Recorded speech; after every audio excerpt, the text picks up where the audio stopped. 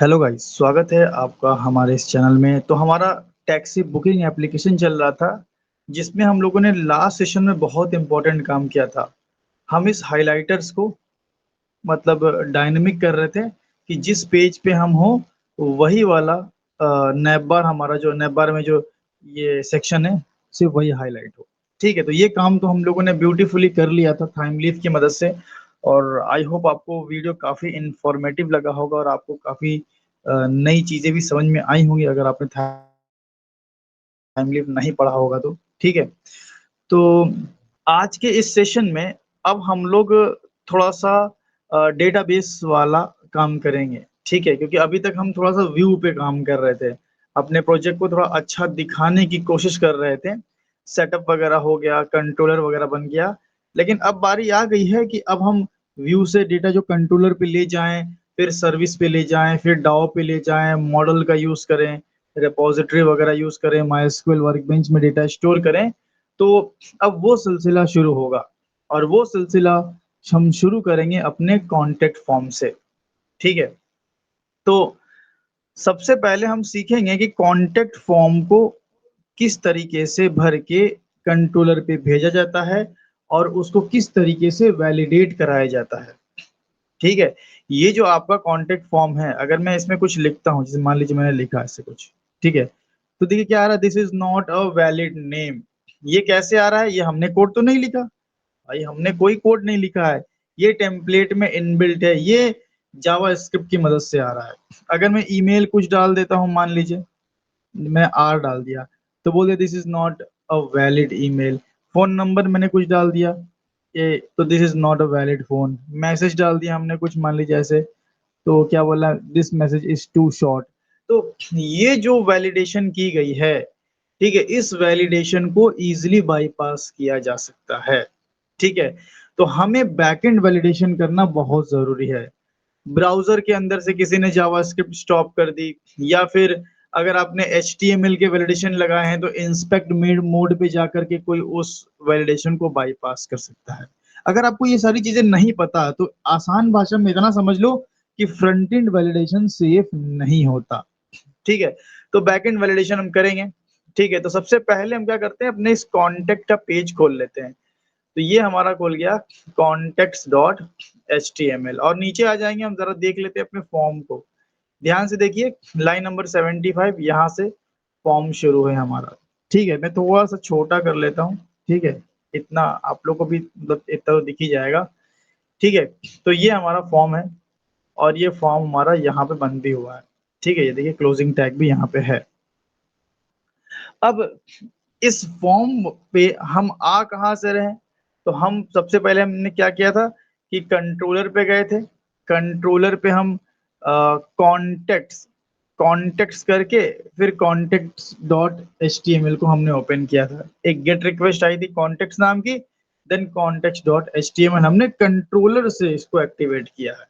तो कंट्रोलर पहले चलेगा, देन ये हमारा एचटीएमएल चल रहा है और देन हम फॉर्म में कुछ डेटा भरेंगे। अब फॉर्म में डेटा भरने का क्या तरीका होता है? देखिए, तरीका थाइमलीफ का हम यूज़ करने वाले हैं। तो सबसे बेसिक बात ये है, एक फॉर्म बनाते टाइम, कि जब भी आप फॉर्म बनाओगे, ठीक है? आप याद करो जेएसपी सर्वलेट, जब भी आप फॉर्म बना कर के भेजते थे, डेटा जाता कहाँ था? तो आप बोलोगे वो तो कंट्रोलर पे जाता था। तो चलिए सबसे पहले हम एक मेथड बनाते हैं, ठीक है? मतलब वो अपना मेथड नहीं है, पोस्ट, गेट पोस्ट। हमने बोला कि फॉर्म जैसे ही हम सबमिट करें, पोस्ट रिक्वेस्ट जाए। अब ये कहाँ जाए ये रिक्वेस्ट, ठीक है? या तो आप डायरेक्ट एक्शन ले लो, ठीक है? या थाइमलीफ का यूज़ करेंगे हम, टीएच कोलन एक्शन। यहाँ पे टीएच कोलन हम एक्शन का यूज़ कर लेंगे, ठीक है? तो कॉन्टैक्ट डॉट एचटीएमएल में हमने टीएच कोलन एक्शन का यूज़ कर लिया, ठीक है?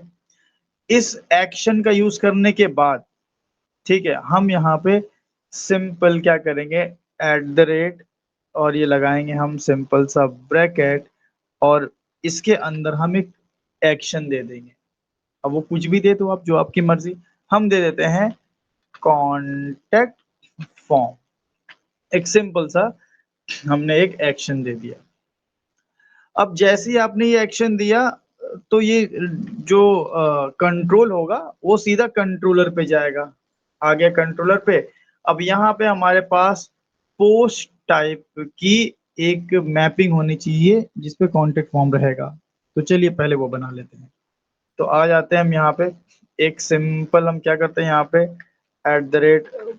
@पोस्ट। एक मिनट, पहले एक मेथड कॉपी कर लें। ये हमने मेथड कॉपी पेस्ट कर लिया। ठीक है, मेथड क्या है भाई, पब्लिक स्ट्रिंग, इसका नाम हम रख देते हैं, मान लीजिए कॉन्टेक्ट फॉर्म। मेथड का नाम रख लिया कॉन्टेक्ट फॉर्म। ठीक है, इस पे हमने लगा दिया पोस्ट मैपिंग। ठीक है, पोस्ट मैपिंग में क्या है भाई, कॉन्टेक्ट फॉर्म। ये हो गया। ठीक है, मतलब कि अच्छा बाकी ये सब तो पहले हटा लेता हूँ मैं। ठीक है, कॉन्टेक्ट फॉर्म से ये सब हटा लेता हूँ, मॉडल रहने देता हूँ, HTTP सॉलिड रिक्वेस्ट हटा लेता हूँ, और ये URIs वगैरह ये सब हटा लेता हूँ। तो जैसे ही आप अपने फॉर्म को सबमिट करेंगे, ठीक है, जैसे ही अपने आप फॉर्म को सबमिट करेंगे, तुरंत आपका कंट्रोलर चलना चाहिए। ठीक है, तुरंत कंट्रोलर चलेगा और ये वाला मेथड चल जाएगा। ये तो बात आप भी जान रहे हो। लेकिन लेकिन हमारे टेम्पलेट में थोड़ा सा लोचा है। ठीक है, अब लोचा क्या है मैं आपको बताता हूँ। लोचा यहाँ पे ऐसा है कि जो हमारा टेम्पलेट है ना, ये कॉन्टेक्ट HTML, इसमें जब आप सबमिट करोगे, ठीक है, तो गेट और पोस्ट की कोडिंग जावास्क्रिप्ट में लिखी हुई है। तो वो चीज पहले मैं स्टॉप करना चाहूंगा। मैं ये सब ना, ये जो वैलिडेशन वगैरह हो रहा है, ये सब रोकना चाहता हूँ। फ्रंट एंड वैलिडेशन हम बीच में नहीं कूदाना चाहते हैं। तो उसके लिए हम क्या करेंगे, चाहो तो आप मतलब फ्रंट एंड भी कर सकते हो, लेकिन हम बैक एंड वैलिडेशन पे पूरा फोकस कर रहे हैं। हम जावा का प्रोजेक्ट बना रहे हैं, हम जावा स्क्रिप्ट का प्रोजेक्ट नहीं कर रहे हैं। ठीक है, तो ये हमने एक बेसिक सा टेम्पलेट उठाया है, पूरा फोकस हमारा स्प्रिंग बूट पे होगा। क्योंकि इंटरव्यू में जब आपका जब भी आपका इंटरव्यू होगा, ठीक है, तो इंटरव्यू में आपसे स्प्रिंग बूट के बारे में सवाल ज्यादा होंगे। ठीक है, क्योंकि आप एज अ बैकएंड डेवलपर जाओगे या as a Java full stack developer भी जाओगे, तो भी ज्यादातर बैकएंड से ही क्वेश्चन पूछे जाते हैं, एपीआई की टेस्टिंग वगैरह ये सब, कि एपीआई मुझे रन करके दिखाओ, एपीआई वर्क कर रहा है या नहीं कर रहा है वगैरह वगैरह।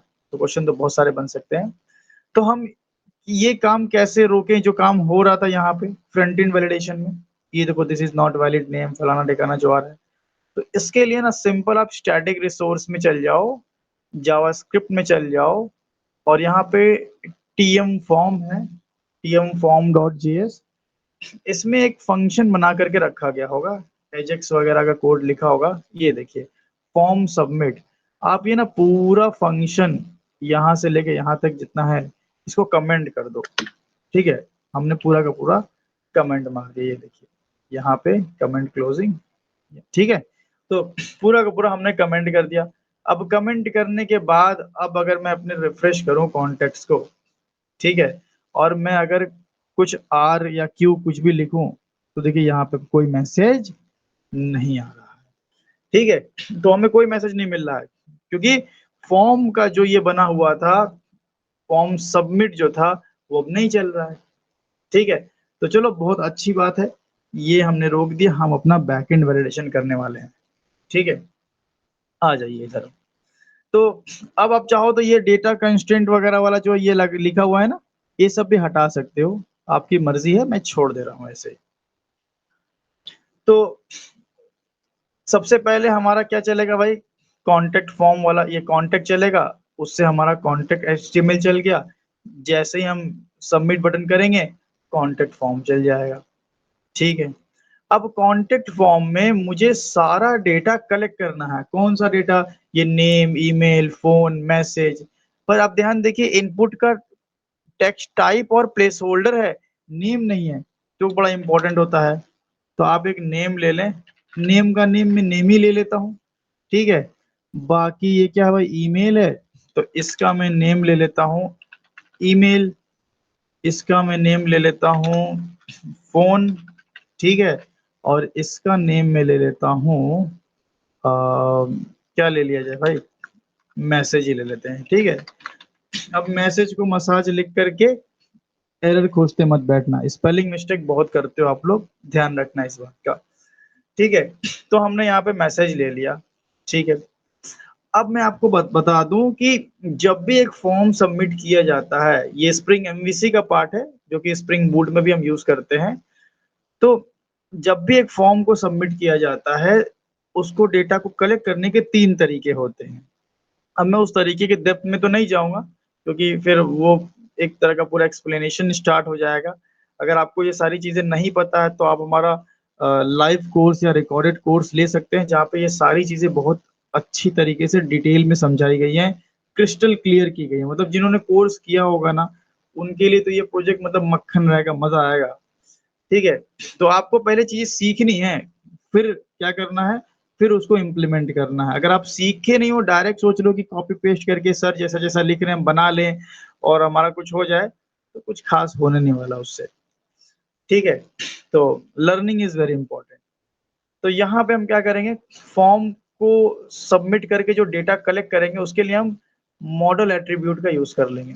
ठीक है? तो हम यहाँ पे क्या करेंगे, अच्छा, मॉडल एट्रिब्यूट का जब भी हम यूज़ करते हैं तो डेटा ऑटोमैटिकली पोजो ऑब्जेक्ट में आता है।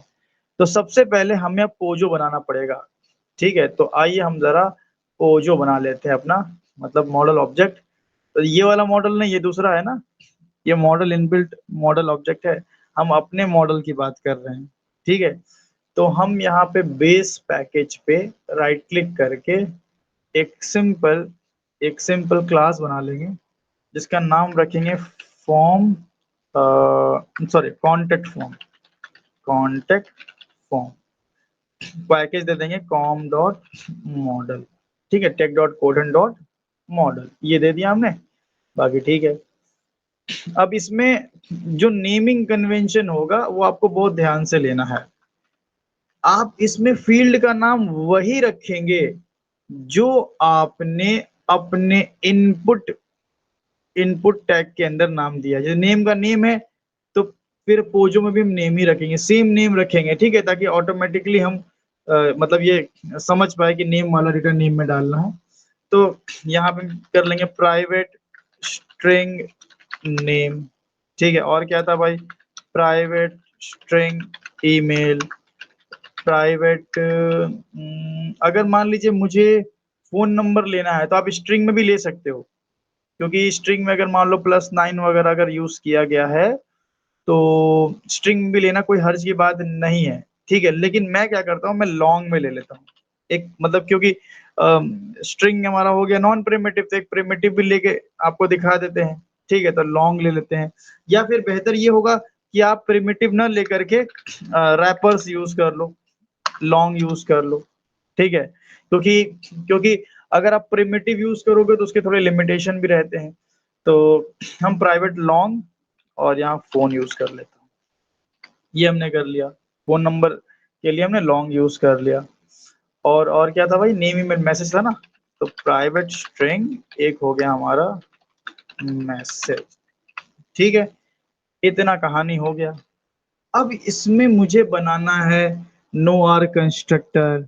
मान लीजिए आपको कंस्ट्रक्टर ऑल आर कंस्ट्रक्टर बनाना है, सारे फील्ड्स का कंस्ट्रक्टर बनाना है, सेटर्स बनाने ही हैं, गेटर्स बनाने ही हैं, ज़रूरत है तो टू स्ट्रिंग भी आप बनाएँगे। तो ये बॉयलर प्लेट कोड को आप ऑटोमैटिकली जनरेट करा सकते हो।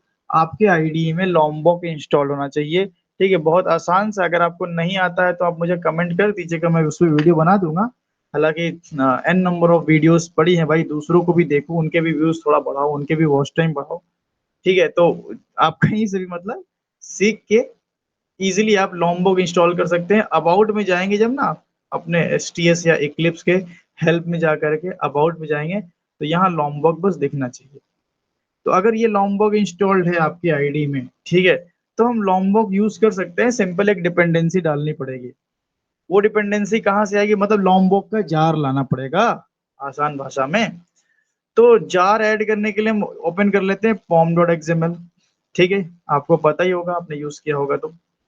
और हम आएँगे इधर और मैवन रिपॉज़िटरी की ऑफ़िशियल वेबसाइट पे, एमवीएन रिपॉज़िटरी। इस पे आके आप लॉम्बॉक सर्च करेंगे, तो आपको ये पहले वाले ऑप्शन पे क्लिक करना रहेगा। पहले वाले ऑप्शन पे आपने जैसे ही क्लिक किया, ये नेक्स्ट आपका ये वाला पेज ओपन होगा। यहाँ पे आप ये वाला ओपन कर लें 1.1832, इस पे जैसे ही क्लिक करेंगे आपका ये वाला पेज ओपन होगा और जैसे ही ये पेज ओपन होगा आप यहाँ से लॉम्बॉक की ये डिपेंडेंसी कॉपी कर लेंगे। कॉपी करके आ करके आप कॉपी हो गया ना, हाँ कॉपी करके आ करके आप यहाँ पे डिपेंडेंसी के अंदर, ये डिपेंडेंसीज के अंदर आप अपनी डिपेंडेंसी पेस्ट कर देंगे और यहाँ से वर्जन हटा लेंगे क्योंकि स्प्रिंग बूट बहुत स्मार्ट है। ठीक है, तो आप क्या कर, आप जो आपने स्प्रिंग बूट का वर्जन यूज किया हुआ है ऊपर में, जैसे हम 3.3.0 जावा 17 के साथ यूज कर रहे हैं, तो इससे कंपैटिबल जो भी लॉम्बॉक का वर्जन होगा, अगर लेटेस्ट वाला होगा तो वो लेटेस्ट उठा लेगा। तो आप वर्जन का लफड़ा नहीं लेंगे। स्प्रिंग बूट हम इसलिए ही पढ़ते हैं ताकि हम इन मतलब फालतू की चीजों से ध्यान हटा करके सिर्फ बिजनेस लॉजिक अपना दिमाग कोड में लगाएं, सेटअप पे ना लगाएं। सेटअप ये खुद कर देगा। ठीक है, तो इतना करने के बाद अगर मैं आपको ये मैवन डिपेंडेंसीज अगर ओपन करके दिखाता हूं तो यहाँ लॉम्बॉक आ गया होगा। ये देखिए यहाँ पे लॉम्बॉक का जार आ चुका है। ठीक है ना, तो चलिए ये लॉम्बॉक जैसे ही आपने डाल दिया तो मैं जरा पॉम डॉट एक्सएमएल को बंद कर लेता हूँ। ठीक है, और ये टीएम फॉर्म्स को कमेंट कर दिया है तो मैं इसको भी बंद कर लेता हूँ। आप क्या करते हो ना, यहाँ पे बहुत सारे टैब ओपन कर लेते हो, उससे क्या है ऐसा गंदा खिचड़ी पकता है कि मतलब इधर उधर एकदम इतने सारे टैब ओपन कर लेते हो, उसमें फंसे रहते हो। बड़े ही क्लीन तरीके से काम किया करो।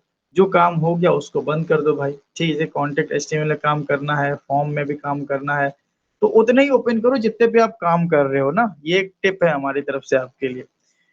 और बाकी तो यहाँ पे अब हम लॉम्बॉक का यूज कर सकते हैं बड़े आसानी से। अच्छा, दूसरी चीज ये भी बताएंगे, आप प्रोजेक्ट वही एक्सपेंड करके रखा करो जिस प्रोजेक्ट पे आप करेंटली काम कर रहे हो। अब आप क्या करते हो, सब 75 प्रोजेक्ट ओपन कर देते हो, फिर इधर का उधर कोड लिखते हो। ठीक है, तो वही प्रोजेक्ट को एक्सपेंड करके रखो जिस पे काम कर रहे हो, और उसमें भी उतना ही एक्सपेंड करो जितने पे वर्क कर रहे हो। ठीक है, थोड़ा क्लीन रहेगा। अब इसमें मुझे क्या करना है, मुझे सबसे पहले नो आर कंस्ट्रक्टर बनाना है। तो मैं लगा लूंगा नो आर कंस्ट्रक्टर। बन गया कंस्ट्रक्टर, खत्म। ठीक है, फिर हम बना लेंगे ऑल आर कंस्ट्रक्टर। फिर हम बना लेंगे एट द रेट सेटर्स, ये बन गया हमारा। फिर एट द रेट गेटर, फिर at the rate to string. ये हमने इतना बना के रख लिया। ठीक है, तो पहले इतना कोड हम लिखते थे, बॉयलर प्लेट कोड लिखते थे, अभी वो लाइन ऑफ कोड हमारा कम हो गया। ये कैसे काम करता है लॉम्बॉक, मैं जरा शॉर्ट में बता देता हूँ।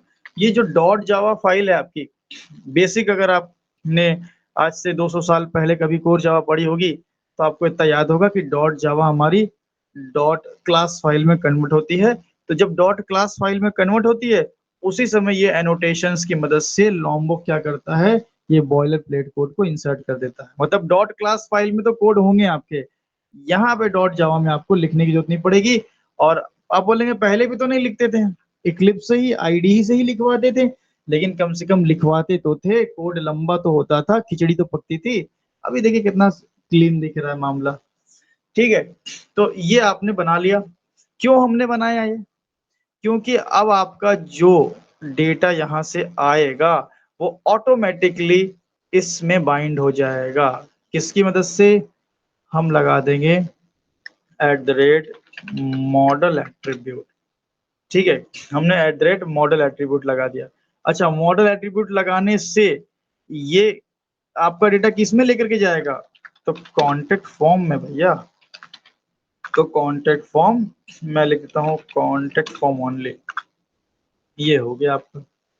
तो ऑटोमेटिकली आपका डेटा आके कॉन्टेक्ट फॉर्म ऑब्जेक्ट में बाइंड हो जाएगा। ठीक है, इसमें तो आई होप कोई दिक्कत आपको नहीं होगी। ठीक है, इसके बाद मैं आपको एक और तरीका बता देता हूँ काम कैसे होता है बेसिकली। यहाँ पे context dot H T M L जो मेरा ओपन हो रहा है, context dot H T M L वो कंट्रोलर से ओपन हो रहा है। कंट्रोलर कहाँ गया हमारा, ये वाला, यहाँ से देखिए context dot H T M L open हो रहा है हमारा। तो जब भी हम किसी फॉर्म को ओपन करते हैं, ठीक है, या किसी पेज, मालूम के किसी ऐसे पेज को ओपन कर रहा हूं जिसके अंदर कोई फॉर्म सबमिट करने वाले हैं।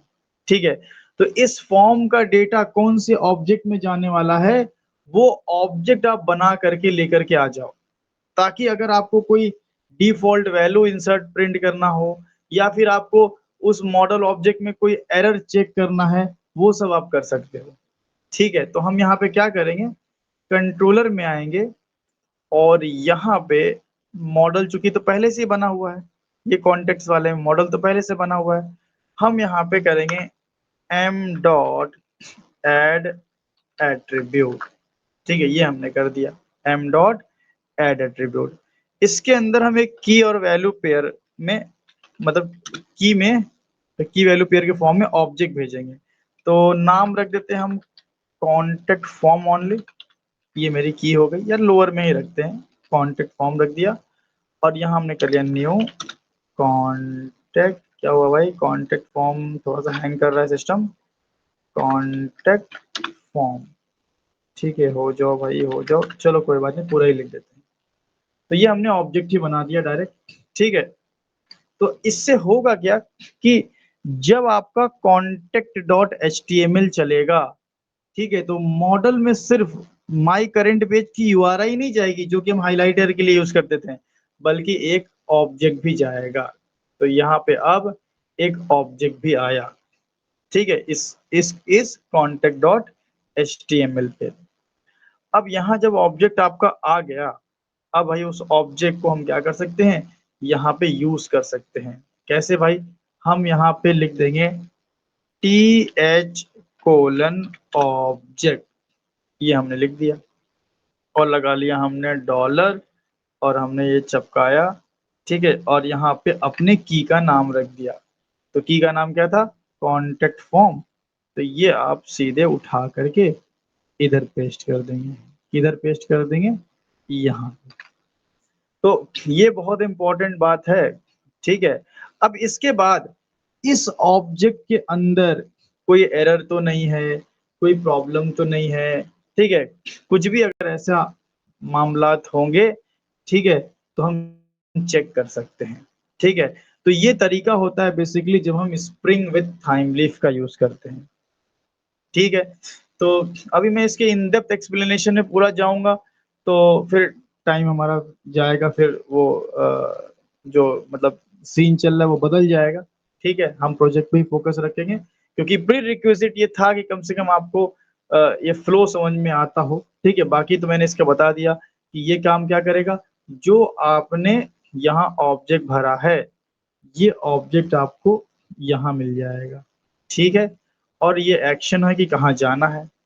अब इस ऑब्जेक्ट में आप अपने डेटा को बाइंड कर दोगे, जो भी भरोगे ना वो ऑब्जेक्ट में बाइंड हो जाएगा। ठीक है, कौन से ऑब्जेक्ट में बाइंड होगे, ये ऑब्जेक्ट में यहाँ आ जाएगा, कॉन्टेक्ट फॉर्म ऑब्जेक्ट में। तो ये बेसिकली तरीका होता है। अच्छा, ये तो आपने काम कर दिया, यहाँ पे भी हो गया। तो सबसे पहले हम कॉन्टेक्ट फॉर्म जो है यहाँ पे, इसको ना सिस आउट कर लेते हैं। यहाँ पे सिस आउट कर लेते हैं हम कॉन्टेक्ट कॉन्टेक्ट फॉर्म, ये हमने सिस आउट कर लिया। एक मिनट, यहाँ कुछ गड़बड़ हो रहा है। सिस आउट हमें करना है ओनली कॉन्टेक्ट फॉर्म। तो हम एक फॉर्म सबमिट करेंगे अभी, और ये देखेंगे कि मेरा डेटा कॉन्टेक्ट फॉर्म ऑब्जेक्ट में आ रहा है कि नहीं। टू स्ट्रिंग की मदद से ये प्रिंट होना चाहिए। ठीक है, तो बाकी तो यहाँ पे सब कुछ ठीक लग रहा है। और बाकी एक चीज सही करना पड़ेगा हमें, यहाँ पे देखिए सेंड जो बटन है वो एचरेफ लिखा हुआ है, यहाँ पे बटन टैग नहीं लगा है। तो आप इसको जरा कस्टमाइज कर दें, इसमें लगा दें आप बटन टैग। ठीक है, बटन लगाएंगे तभी ना जाएगा। और बटन में यहाँ से आप ये क्लास BTN उठा लें और इसमें डाल दें, ताकि बटन थोड़ा सा उसमें CSS वगैरह लग जाए। और ये HRF डेटा टाइप वगैरह बनाना ढकाना हटा लीजिए, और क्लोजिंग भी आप कर लीजिए बटन से। तो ये छोटा सा काम, छोटा सा चेंज जो है वो आपको कर लेना है। तो आइए, इतना ताम झाम किया है, डेव टूल को यूज किया हमने, तो रिफ्रेश तो हो ही गया होगा। ठीक है, अपना आ जाते हैं हम लोग इधर कॉन्टेक्ट्स पे, और जरा हम इसको रिफ्रेश कर लेते हैं एक बार।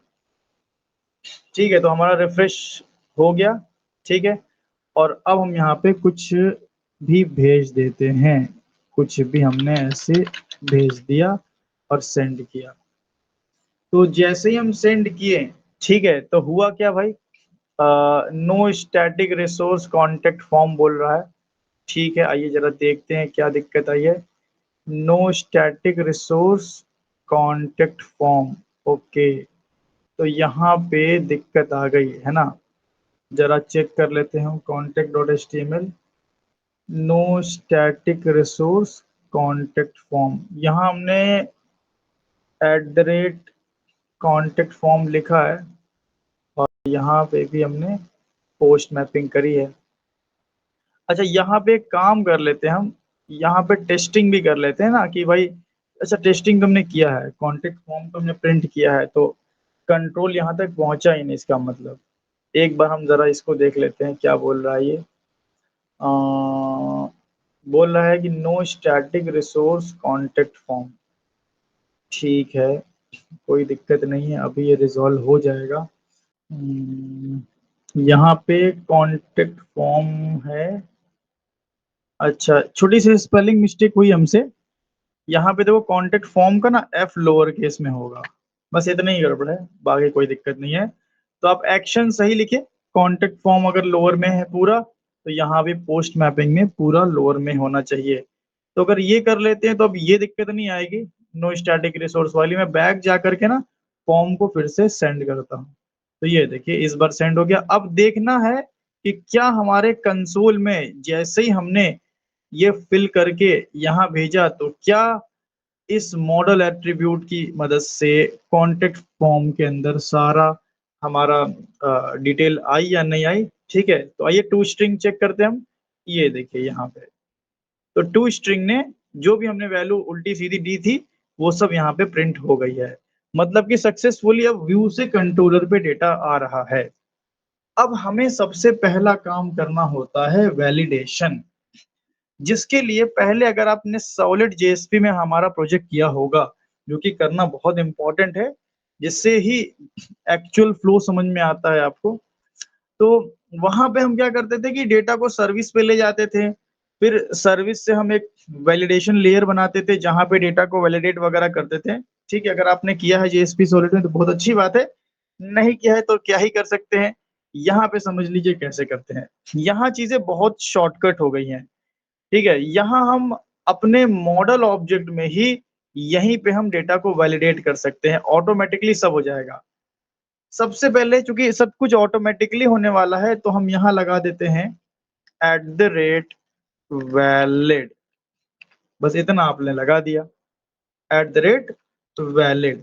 ध्यान रहे आपको @वैलिड इस मॉडल एट्रीब्यूट के पहले लगाना है, क्योंकि आप देखिए आपका जो पैरामीटर का टाइप है वो कॉन्टेक्ट फॉर्म है।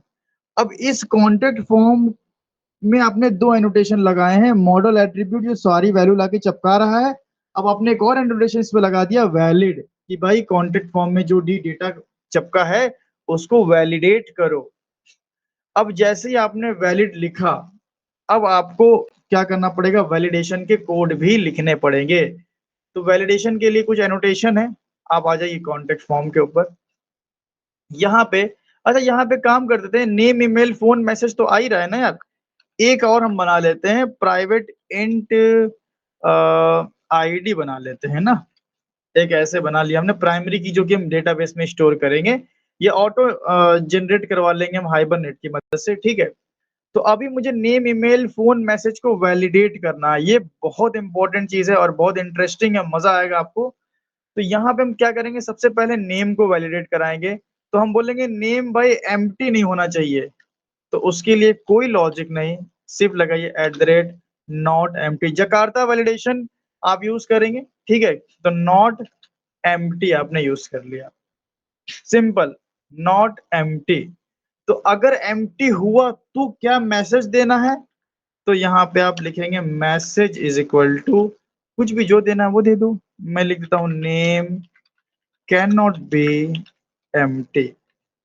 देखिए हम मानते हैं कि वीडियो थोड़ी लंबी हो रही है, लेकिन अब क्या करें, मेरा पढ़ाने का तरीका ही यही है, बड़े आराम-आराम से करते हैं लेकिन आपको क्रिस्टल क्लियर करते हैं। और अगर कोई भी वैल्यूएबल चीज़ आपको सीखनी है तो आपको टाइम देना ही होगा। वो 10 मिनट में वीडियो खत्म करने वाला गेम हमारा नहीं है, 6 घंटे में पूरी जावा, 4 घंटे में पूरा जावास्क्रिप्ट वैसा कोई गेम नहीं है, यहाँ पे सीन लंबा ही चलता है, ठीक है? तो नॉट एम्प्टी एनोटेशन आपने लगा लिया। इसके बाद मान लो नेम की कुछ साइज़ देना है, कितना मिनिमम होना चाहिए, कितना मैक्सिमम होना चाहिए, तो आपके उसके लिए साइज़ है। और भी है, मिन है, मैक्स है, बहुत से एनोटेशन है, पैटर्न एनोटेशन है, एन नंबर ऑफ एनोटेशन है, लेकिन हम उतना ही यूज़ कर रहे हैं जितने की हमें अभी काम है, ठीक है? बाकी आप एक्सप्लोर कर सकते हैं इसको, ठीक है? चैट जीपीटी है अपने पास एक्सप्लोर करने के लिए काफ़ी अच्छी चीज़। मिन 2 कर दो, लेकिन चैट जीपीटी बहुत गलती भी करता है, तो अगर आपको चीज़ें नहीं आती ना, तो चैट जीपीटी आपका कुछ हेल्प नहीं कर पाएगा। आपको चीज़ें आनी चाहिए।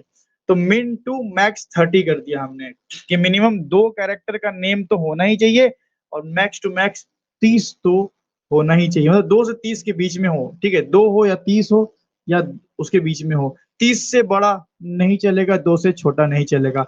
अगर 30 से बड़ा नेम है तो क्या मैसेज देना है? मैं ये दे दूँगा नेम, या ऐसे कर लेते हैं इनवैलिड नेम साइज़, ये कर लेते हैं, ठीक है? तो ये जो है एनोटेशन, ये आप यूज़ करें वैलिडेशन के लिए। मान लीजिए आपको रेगुलर एक्सप्रेशन देना है कि नेम में नंबर नहीं होना चाहिए, नेम में अल्फ़ाबेट होना चाहिए, ये होना चाहिए, वो होना चाहिए, तो उसके लिए आप पैटर्न का यूज़ कर सकते हैं। और इसके अंदर आप इसके अंदर रेगुलर एक्सप्रेशन दे सकते हैं अपना, ठीक है? इसके अंदर अपना रेगुलर एक्सप्रेशन दे सकते हैं। अब रेगुलर एक्सप्रेशन आप या तो क्रिएट कर लें या फिर रेगुलर एक्सप्रेशन क्रिएट करने वाली बहुत सारी वेबसाइट हैं, चैट जीपीटी हैं। आप वहाँ पे जाके लिखिए कि मुझे ये चीज़ चाहिए, उसका रेगुलर एक्सप्रेशन क्रिएट होकर के आपको मिल जाएगा। तो मैं इस पे अभी नहीं जा रहा हूँ, हम सिंपल अपने साइज़ और एम्प्टीनेस को चेक करेंगे, ठीक है? देन ईमेल की बारी है, तो ईमेल में भी हम सेम कर लेते हैं चलो। ईमेल में भी हमने सेम कर लिया, ठीक है? देखो कितना आसान हो गया ना वैलिडेशन। पहले हमें कितना लिखना होता था कोड, अभी चूँकि समझा-समझाए कर रहे हैं, अदरवाइज़ तो ये 1 मिनट का भी गेम नहीं है, खटाखट काम होता है।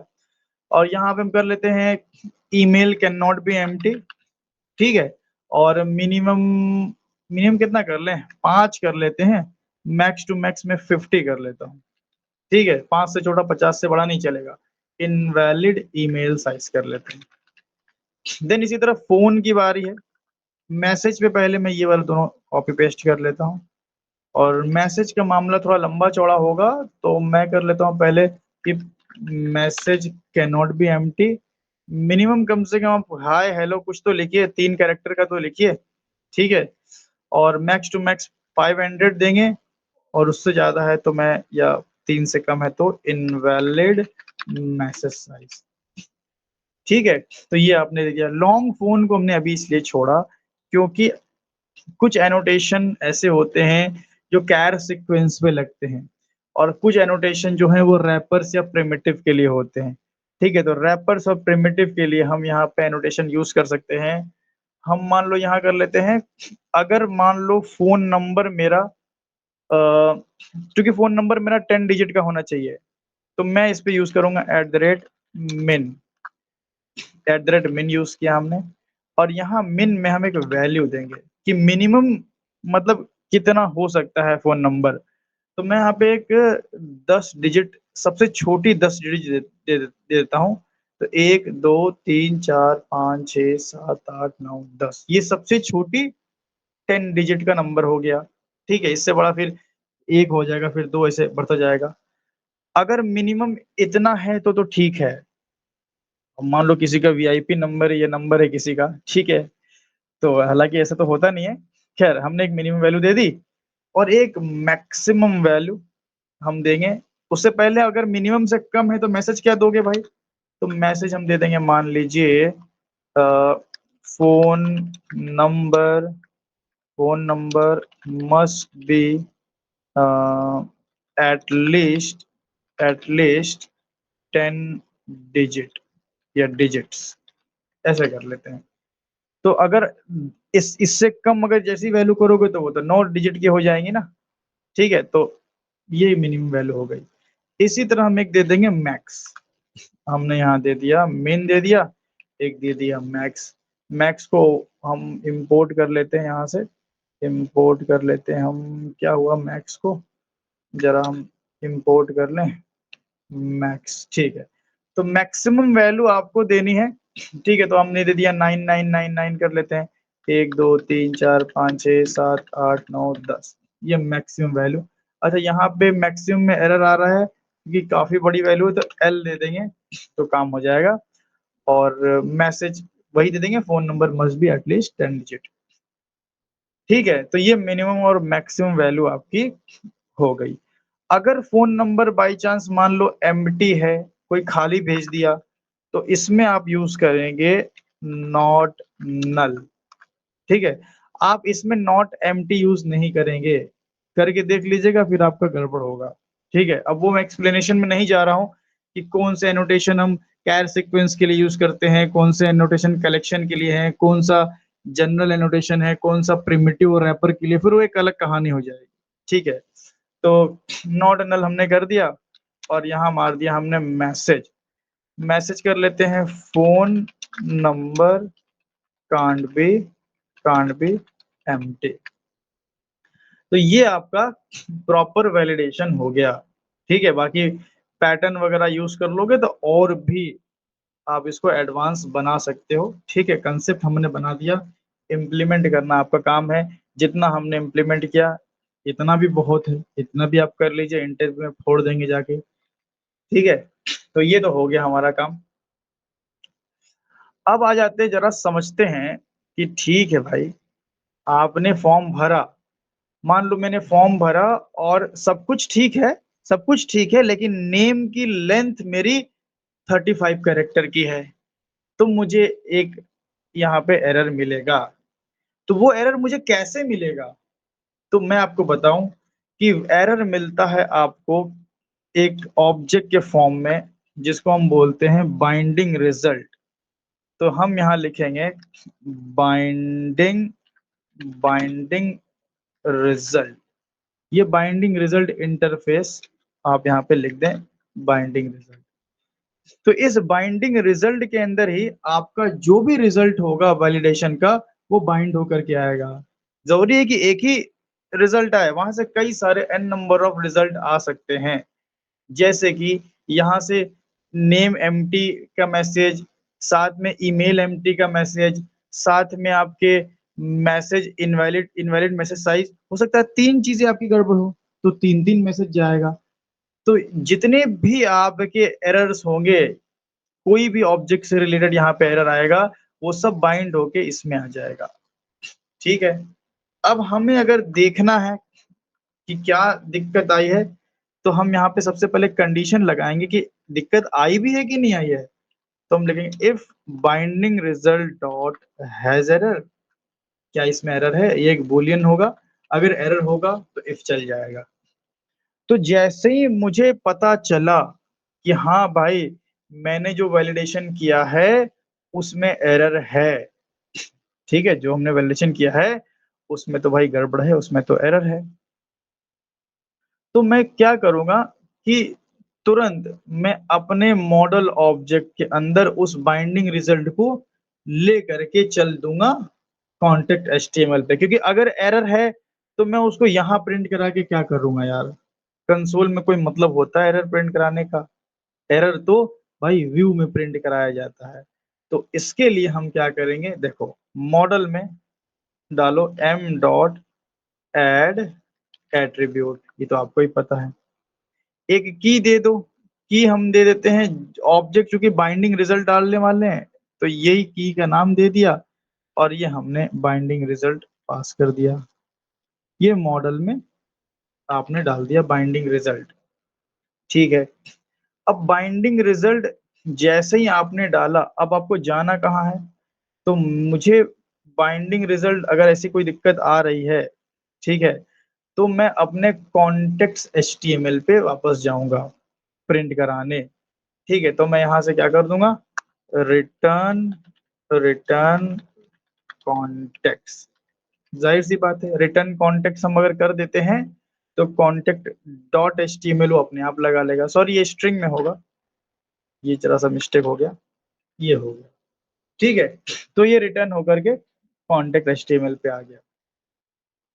अब जो बाइंडिंग रिजल्ट में, ठीक है, जो एरर आपका आया है, जो भी हो, नेम में प्रॉब्लम हो, ईमेल में प्रॉब्लम हो, वो यहाँ कैसे प्रिंट किया जाए, ठीक है? तो देखिए, जो भी प्रॉब्लम होगी, ठीक है? जो भी प्रॉब्लम होगी आपके इस बाइंडिंग रिजल्ट में, वो बेसिकली प्रॉब्लम किसकी है? वो आपके पोजो की प्रॉब्लम है। पोजो के भी किसकी प्रॉब्लम है? पोजो के फ़ील्ड्स की प्रॉब्लम है।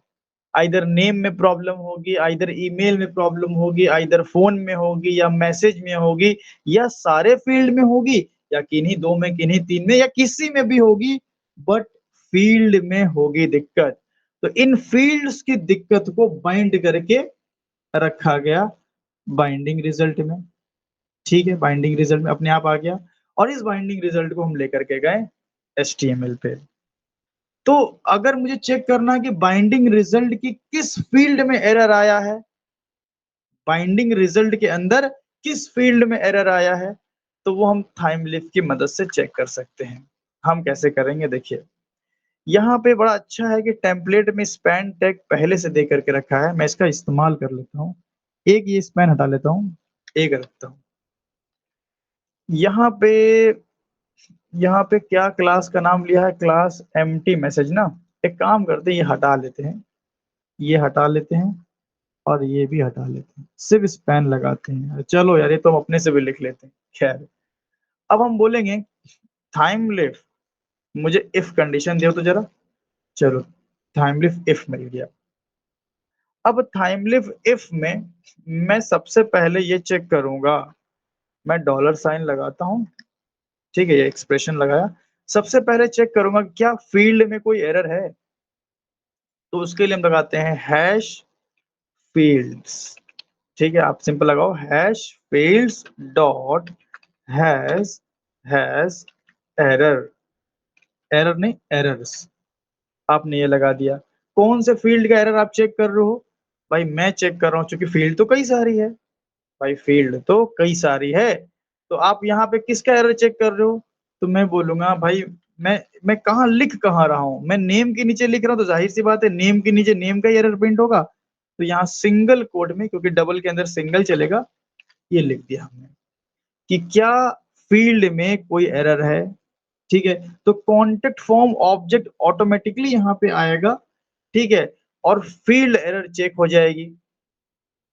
देखिए, काम कैसे होगा बेसिकली यहाँ पे, ये बाइंडिंग रिज़ल्ट है। बाइंडिंग रिज़ल्ट के अंदर कहीं न कहीं कॉन्टैक्ट फॉर्म के फ़ील्ड का ही प्रॉब्लम है, कि क्या प्रॉब्लम आई है, क्या नहीं आई है। तो ये सब काम ऑटोमैटिकली यहाँ पे हो जाएगा। जैसे ही हमारा एचटीएमएल चलेगा, हम यहाँ चेक कर लेंगे, वो बाइंडिंग रिज़ल्ट हम मॉडल में लेकर के आएँ और ऑटोमैटिकली हमने यहाँ चेक कर लिया कि क्या फ़ील्ड में कोई दिक्कत है, तो बाइंडिंग रिज़ल्ट का अपना हैज़ एरर इंटरनली चलेगा और नेम में अगर कोई दिक्कत है, तो प्रिंट मारेगा। तो बेसिकली बाइंडिंग रिज़ल्ट के अंदर से ये वैल्यू ऑटोमैटिकली आ रही है। ठीक है? ये है पावर थाइमलिफ्ट का, ठीक है? चूँकि आप जेएसपी और सर्वलेट में काम नहीं किए होंगे तो आपको लगेगा कि यार ये तो बड़ा मतलब शॉर्टकट हो रहा है, बहुत कुछ याद करना पड़ रहा है हमें। लेकिन अगर ने पहले काम किया होगा तो पहले हम अ, हार्ड कोड करते थे एक-एक एरर को प्रिंट कराने के लिए। लेकिन यहाँ पे बहुत चीज़ शॉर्टकट हो रही हैं। अच्छा, अगर एरर है तो क्या? ये तो इफ कंडीशन लगाए ना, तो प्रिंट कर दो, एरर है तो प्रिंट कर दो। अब हो सकता है नेम में एक एरर हो या नेम में मल्टीपल एरर भी हो सकती है। जैसे कि नेम अगर खाली भेजेंगे तो 2 एरर मिलेगा हमें, name can not be empty भी मिलेगा और इनवैलिड नेम साइज़ भी मिलेगा। तो 2 हो सकते हैं, 200 हो सकते हैं, कितने भी एरर हो सकते हैं, जैसा आपने कोड लिखा होगा। तो अगर एरर हैं, 1 चाहे 2 चाहे 1000 तो उनको प्रिंट करने के लिए हम यूज़ करते हैं th:\error। th:\error नहीं मिल रहा है? यार मिलना तो चाहिए th:\errors एरर्स ई दबाते हैं तो आएगा, नहीं आ रहा है। यहाँ पे सजेशन सही से नहीं हो पा रहा है, मैं लिख ही देता हूँ चलो th_errors लिख देता हूँ, ठीक है? और इसमें मैं डबल कोट लगाऊँगा और मैं बोलूँगा कि नेम में जितने एरर आए हैं ना सब प्रिंट मारो। तो नेम लिख दिया और बगल में एस्टेरिस्क कि सारे एरर प्रिंट करना है हमें। तो ये बेसिकली तरीका अगर 2 आएगा तो 2 एरर प्रिंट हो जाएगा स्पैन में, 3 आएगा तो 3 प्रिंट हो जाएगा।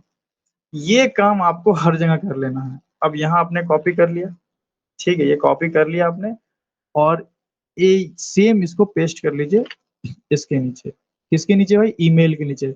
ईमेल के नीचे हम ईमेल फील्ड का एरर चेक करेंगे।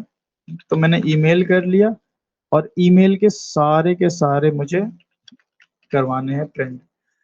इसी तरह हम यहाँ पे इधर भी पेस्ट कर लेंगे।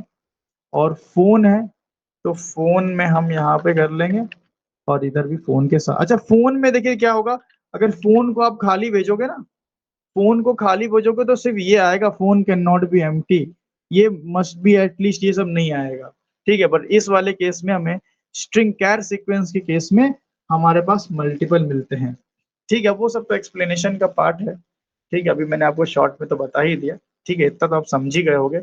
और इतना भी जितना करा रहा हूँ ना, इतना भी अगर कायदे से आपने कर लिया ना, तो मैं आपको बता रहा हूँ, आपका इंटरव्यू बहुत शानदार जा सकता है, अगर आपने ये प्रोजेक्ट शोकेस किया अच्छे से समझ के तो।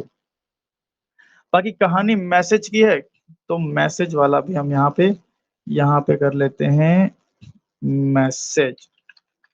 मैसेज कर लिया और यहाँ भी हमने कर लिया मैसेज। तो ये सारा गेम हमने खेल लिया, मैसेज वगैरह कर लिया, ठीक है? हैश फील्ड एरर वगैरह। तो चलिए एक बार हम आते हैं कंट्रोलर में, देख लेते हैं सब कुछ ठीक है ना? चलो सब कुछ सही लग रहा है। अब हम आते हैं अपना इसको रन करते हैं, तो कॉन्टेक्स्ट पे चलते हैं हम फिर से। ठीक है, कॉन्टेक्स्ट पे हम आए और मैं एक बार सारा खाली ही भेज देता हूँ, सेंड किया। तो यहाँ पे देखिए क्या दिक्कत आ गई, यहाँ पे कुछ प्रॉब्लम आ गई, टाइमलेस की कुछ प्रॉब्लम है, ज़रा हम देख लेते हैं। यहाँ पे कंसोल चेक कर लेते हैं पहले हम। कंसोल में कुछ तो भी दिक्कत आई है, ठीक है? ऊपर थोड़ा चलते हैं। देखिए ऐसी दिक्कत आती रहती है, कोई इसमें आपको, अगर आपकी भी ऐसी दिक्कत आती है ना, तो बड़े सुकून से, आराम से इसको समझिए, डिबग करने की कोशिश कीजिए। तो neither binding result not plain target object bean name contact form available. तो कहीं न कहीं स्पेलिंग मिस्टेक हुई है, कॉन्टेक्ट फॉर्म वगैरह ऐसा कुछ। तो ज़रा हम देख लेते हैं कि यहाँ पे आ जाते हैं हम, कॉन्टेक्ट फॉर्म लिखा है ना हमने यहाँ पे, तो टीएच एक्शन जो होगा, ठीक है? ये तो लोअर केस में है और अगर हमारे पास बाइंडिंग होगी, तो हम कॉन्टेक्ट्स पे जाएँगे, ठीक है? तो कॉन्टेक्ट्स पे आ गए हम यहाँ पे, ठीक है? एक्चुअली देखो यहाँ पे दिक्कत क्या हो रही है ना, ये समझ में आ रहा है। ये हमारा कॉन्टेक्ट फॉर्म है, ठीक है? तो जब हम कंट्रोलर से, ठीक है, कंट्रोलर से कॉन्टेक्ट्स पे जा रहे हैं, तो सेम रिक्वेस्ट जा रही है कॉन्टेक्ट फॉर्म वाली। तो यहाँ पे ना जो हम टीएच ऑब्जेक्ट लिए हैं, इसका हमें और इसका हमें नाम अलग-अलग रखना चाहिए, ये एम्बिग्यूटी की प्रॉब्लम आ रही है। तो बेसिकली ये टीएच ऑब्जेक्ट कहाँ से यूज़ हो रहा था?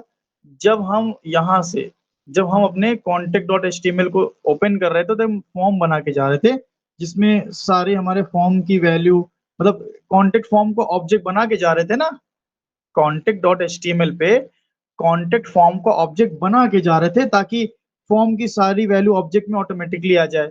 तो इसका नाम बस अलग कर दो, या फॉर्म कर दो, अपर केस में कर दो, थोड़ा-सा नाम अलग कर दो, तो दिक्कत नहीं होगी।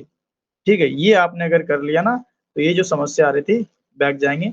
अब हम सारे देखो खाली को सेंड करते हैं। तो जैसे ही खाली सारा हमने सेंड किया, देखिए इनवैलिड नेम साइज़ आ गया, name can not be empty आ गया। देख रहे हैं कितने ब्यूटीफुली हमारा सारा एरर मैसेज प्रिंट हुआ है। तो यहाँ नेम के एरर मैसेज, ईमेल के नीचे ईमेल, फ़ोन का मैंने पहले ही बोला था कि एक ही आएगा, phone number can't be empty, और इनवैलिड मैसेज साइज़ भी आ गया, सब के सब आ गए। अगर मैं मैसेज कायदे से भर दूँगा, तो भाई कोई दिक्कत नहीं होगी, आप सेंड कर देंगे और आपका वापस से कॉन्टैक्ट फॉर्म इसलिए खुल गया, क्योंकि जब कोई एरर नहीं होगा, हैज़ एरर में कोई एरर नहीं होगा, तो भाई ये कॉन्टैक्ट फॉर्म भी चला होगा हमारा। एकदम आप नीचे आओ कंसोल पे, तो यहाँ पे आपको देखिए कॉन्टैक्ट फॉर्म भी चला और फिर ये कॉन्टेक्स्ट खुल गया। अच्छा, यहाँ पे एक समस्या आपको बता दें, जब आपने कोई एरर नहीं आया। आपको मान लो कॉन्टैक्ट पेज ही खोलना था, लेकिन हो सकता था कि यहाँ पे आपको मैसेज सेंड सक्सेसफुली का आपको मैसेज प्रिंट करना हो, ऐसा कुछ आपको प्रिंट करना हो सकता है। तो फिर आप रिफ्रेश करोगे तो रीसबमिट होगा फॉर्म। ये देखिए, तो इस रीसबमिशन से बचने के लिए हम क्या करते हैं, रीडायरेक्ट कोलन स्लैश कर लेते हैं।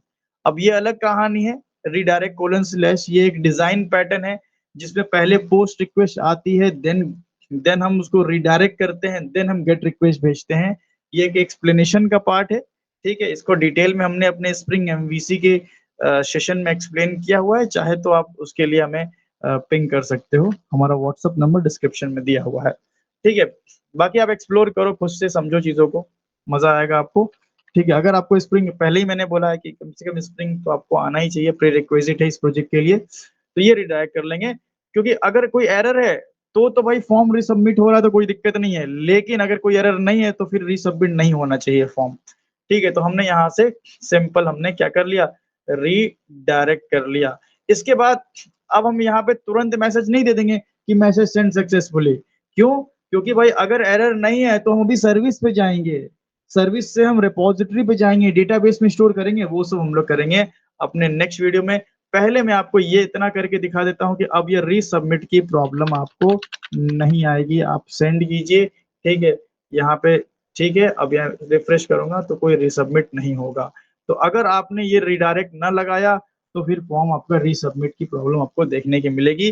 तो ये रहा हमारा पूरा स्प्रिंग वैलिडेशन। मैं आपको बता दूं, ये जो वैलिडेशन हुआ है, ये जो हमने वैलिडेशन किया है, बेसिकली ये इंटरनली हाइबरनेट वैलिडेशन इसको बोलते हैं, ठीक है। हाइबरनेट वैलिडेशन की मदद से हमने पूरा का पूरा क्या किया है, वैलिडेशन प्रॉपरली तरीके से किया। आप बोलेंगे मिल तो रहा है जकार्ता से, तो जकार्ता में क्या है, ये आप एक तरह से ऐसे कर सकते हैं जैसे जेपीए है, ठीक है, उसकी इम्प्लीमेंटेशन दी गई है। इसी तरह यहाँ पे स्पेसिफिकेशंस हैं, बाकी जो भी इम्प्लीमेंटेशन है वो हाइबरनेट ने इसकी दी हुई है। तो सब स्प्रिंग बूट इंटरनली यूज कर रहा है। हमने, आपको ध्यान होगा, जब स्टार्टिंग में प्रोजेक्ट क्रिएट किए थे तो हमने एक डिपेंडेंसी ऐड की थी वैलिडेशन नाम की, वो इसी के लिए किया था हमने, ठीक है। तो आई होप आज का वीडियो आपको बहुत इंटरेस्टिंग लगा होगा, बहुत कुछ आपके लिए नया भी हो सकता है और मजेदार है। आप प्रैक्टिकली सारी चीज सीख रहे हो, प्रोजेक्ट में सीख रहे हो। तो इसी तरह बस सपोर्ट दिखाते रहिए अपना, ठीक है। हमारे वीडियो के साथ बने रहिए, नई नई चीजें सीखते रहिए। वीडियो आई नो थोड़ा लंबा हो गया है, लेकिन थोड़ा आप टाइम दे करके देखेंगे तो आपको मजा जरूर आएगा। इसी तरह हमारे वीडियो के साथ बने रहिए, मिलते हैं हम लोग नेक्स्ट वीडियो में।